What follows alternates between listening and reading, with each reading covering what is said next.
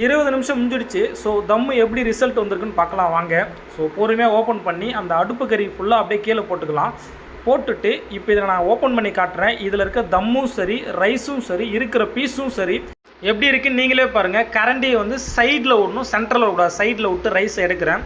பாருங்கள், எல்லா ரைஸும் நல்லா உதிரியாகவும் எவ்வளோ லென்த்தாக வந்துருக்கு பாருங்கள். ஒரு ரைஸும் நல்லா லென்த்தாக வந்துருக்கு. இப்போ அப்படியே பீஸை எடுத்து காட்டுறேன் பாருங்கள். ஒரு பீஸும் நல்லா எப்படி வந்திருக்குன்னு பாருங்கள். இந்த பீஸை காட்டுறேன் பாருங்கள். இது நல்லா பாருங்களேன், பார்க்கும்போதே கடிச்சு தின்னு தோணுதா, அந்த அளவுக்கு நல்லா ஜூஸியாக வந்திருக்கு. இப்போ இதை விட்டுருங்க, ஒரு லெக் பீஸ் பிரியாணிக்குனாலே லெக் பீஸ் தானே. ஸோ நம்மளோட லெக் பீஸ் எப்படி இருக்குன்னு காட்டுறோம் பாருங்கள். இந்த பீஸை நல்லா ஃபோக்கஸ் பண்ணி கண்ணை நல்லா ஓப்பன் பண்ணி பாருங்களேன், எப்படி நல்லா ஜூஸியாக ஒரு பீஸ் அற்புதமாக வந்திருக்கு பாருங்கள். ஸோ இது எல்லாம் வரணுன்னா நம்ம டிப்ஸை ஃபாலோ பண்ணுங்கள், முடிஞ்சால் அன்ஃபாலோ பண்ணுங்கள்.